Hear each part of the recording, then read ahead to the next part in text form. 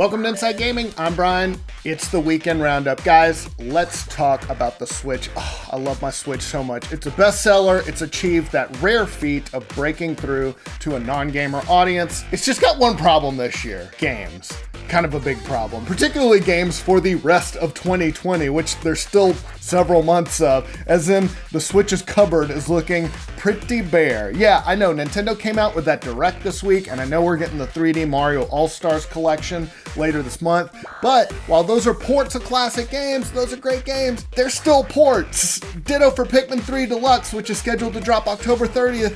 That's awesome, great job. What about new stuff? Well, if you take out the Mario ports and Pikmin 3 Deluxe, it's not looking that great in the first party department or really any big new games. Now, there's some caveats here. Obviously, COVID-19 has messed everything up, including game development, so it's very possible that Nintendo had more stuff planned for 2020 that had to get delayed.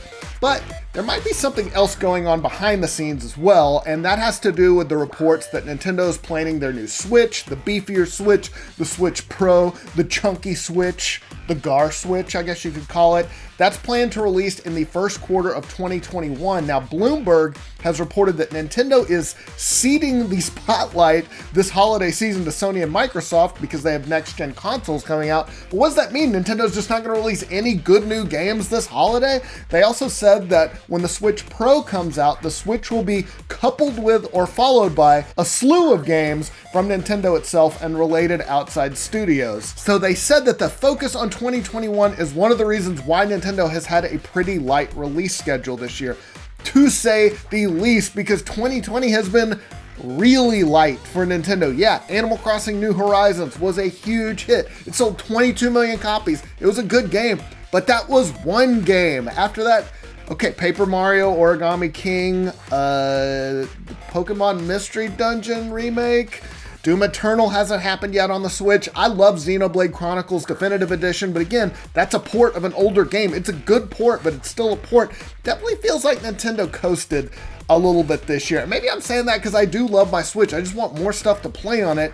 And when we look at the rest of 2020 with the holiday season approaching, it's looking even worse. What's left? Bravely Default 2? No More Heroes 3? I guess there's a chance they drop Breath of the Wild 2 this year. I doubt it. That's not going to happen. Metroid Prime 4 is still ages away. So hopefully they come up with a stronger release calendar in 2021 because honestly, except for Animal Crossing, hasn't been the best year for the Switch. All right, guys, we'll get to the rest of the news in just a second. But first, let's talk about RTX this year. It's a little bit different. RTX at home, it's going to be presented by AT&T. Thanks to AT&T 5G, we're able to bring an awesome RTX straight to you in the comfort of your own home. It's September 15th is when it starts, runs all the way to the 25th. AT&T, again, it's all possible because of their 5G network. It's fast, reliable, secure, now available nationwide. Whether you're at home or on the go, you'll enjoy more coverage in more places. Plus, AT&T doesn't make it complicated. 5G access is included in all consumer unlimited plans at no extra cost.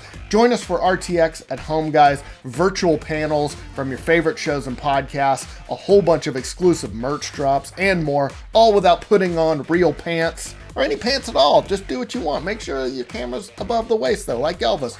All thanks to AT&T. For more information on AT&T 5G, visit att.com/5G. All right, on to the rest of the news. Let's talk about Black Ops Cold War. Now, despite being set in the Cold War, you guys, the studio behind the new Black Ops games denies that the game is trying to be political. Raven Software's creative director Dan Vondrak told GameSpot that the development team, which consists of his studio and Treyarch, they kind of collabed on it, but he said they aren't trying to make a political statement with the game. Despite it being about the Cold War, he said, "We are making a fictionalized piece of entertainment, so we're not trying to make any political statement of any kind." Yeah, okay, and I guess Stardew Valley isn't about farming, or Final Fantasy isn't about anime dudes with flat iron hair and giant swords. Come on, who are you fooling, dude? Instead, though, he said the idea behind the story is to shine a light on the gray areas of the conflict between the United States and the USSR, with both sides doing some dirt, getting their hands dirty. He also said the game is telling a story that's more about conspiracy theories that may or may not be true. Now, the very non-political game releases November 13th for the PS4, Xbox One, and PC. Capcom says it's sorry for not giving us any more information about the next Resident Evil game, but promises to change that this month. You might remember that when they unveiled Resident Evil Village in June, Capcom said they'd have more details in August. That did not happen though, and in a tweet they said the game will be part of the presentation at the Tokyo Game Show later this month. They added, "We know that gamers were excited to learn more in August, so we apologize for the delay. Stay tuned." Capcom is hosting 2 shows, one on Saturday, September 26th, and on Sunday, the 27th.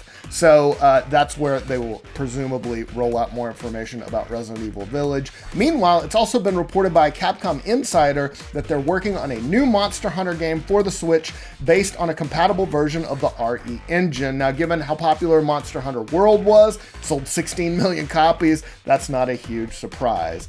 Nintendo, speaking of the Switch, has long been pretty jerky about their refunds, as in they don't really give them, but now they've eased up just this much, a little bit. According to Nintendo of Japan's website, a new policy started on September 1st that will let you cancel a pre-order on the eShop as long as it's still at least a week away from the game's release. So if you pre-order a game, you have up to 7 days before it launches to cancel it if you want to. The folks at Engadget tested it in both the US and the UK eShops. They confirmed that it worked there as well. So hey, way to treat your customers just a little bit better, Nintendo.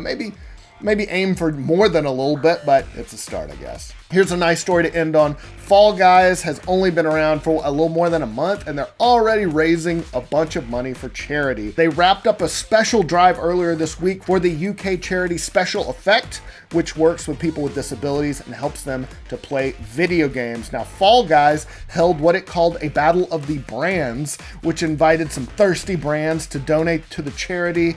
Basically, they had a bidding war, and the top 4 got special costumes for the game, and the winners were a coalition that included Ninja, the YouTube stuntman Mr. Beast, as well as G2 Esports and AIM Lab. They all teamed up to make the winning bid of $1 million.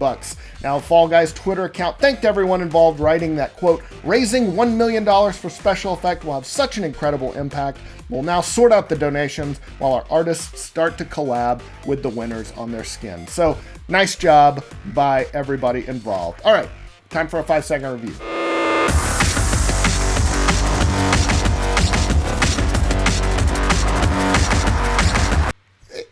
It was better than I thought.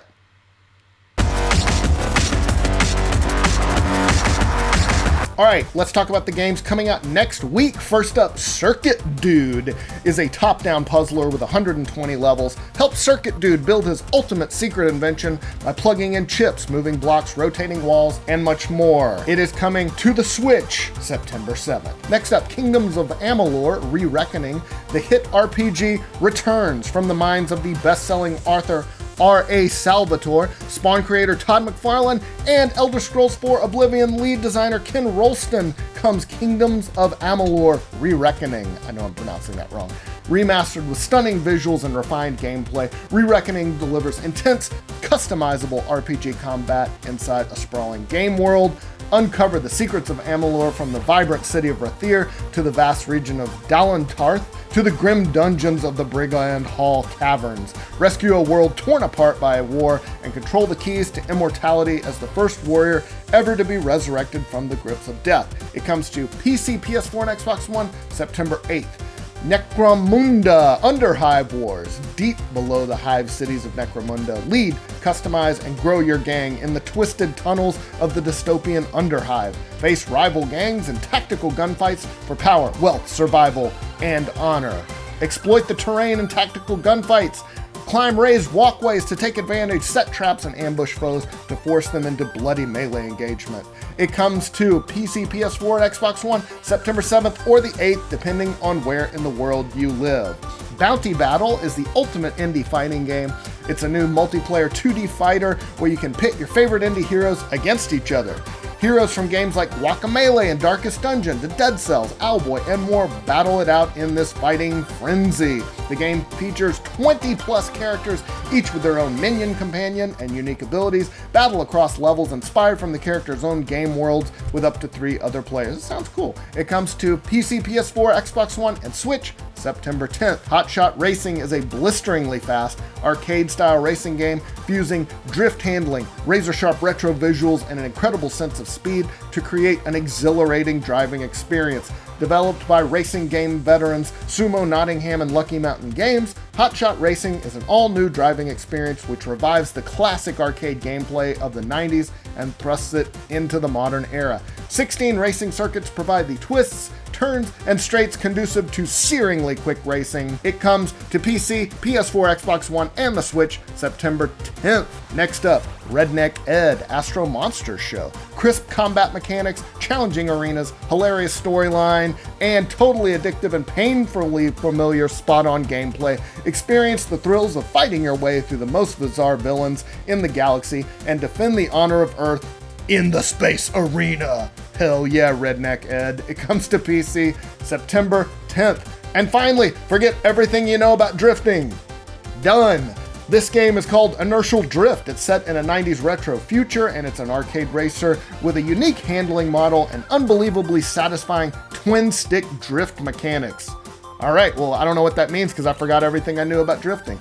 Inertial Drift offers a whole new level of accessibility and challenge to the arcade racing genre for a driving experience genuinely unlike anything you've ever played before. Each vehicle is a totally different beast with unique characteristics to master. Get behind the wheel of sport hatchbacks, coupes, supercars, and more. It comes to PC, PS4, Xbox One, and the Switch September 11th. That's all the news we got for you this week, guys. I hope you have a great weekend. We'll see you soon.